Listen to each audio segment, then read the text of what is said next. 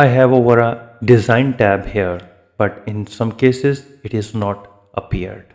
And now you can see that I have no design tab over here. So how you can fix and reappear in the menu bar?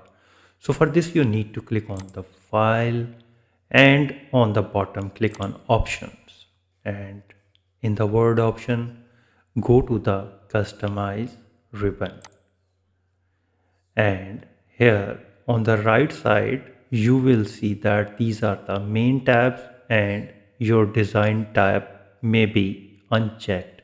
You need to click on that to check that and click OK. And now you can see that design tab reappeared on the top menu bar.